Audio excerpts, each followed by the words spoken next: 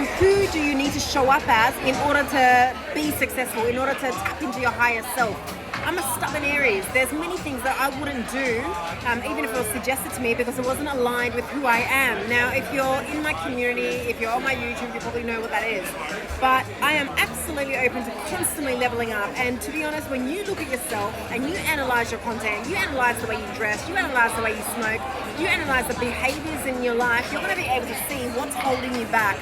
What's going to limit you from having certain clients? What's going to limit you from having a high ticket product and having people actually subscribe to it?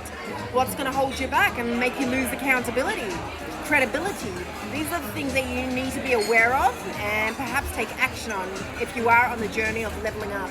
Now, this video is going inside our course, which can be found up above for those trying to grow their personal brand, get clear on their niche, get clear on their content strategies, and prepare themselves for the multiple ways in which they can monetize, which is in the advanced course.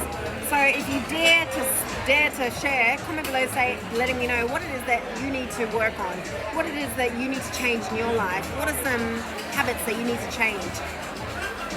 For a while, I thought that I had to be an early bird, wake up at 5 a.m. in the morning when it's really quiet to focus for 3-4 hours with no distractions. But then I noticed I focus better at nighttime, so that wasn't really a break it moment for me. I can work at night and still accomplish my tasks.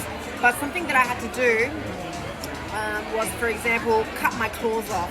I'm not trying to look like a bimbo with massive cardigan claws. I'm trying to be on LinkedIn, I'm trying to be on TikTok, I'm trying to be on Instagram. I have to appeal to various clients. And I was also in an agency. I had to trim my eyelashes so they weren't so long. Do you get me? We're talking about those kind of things.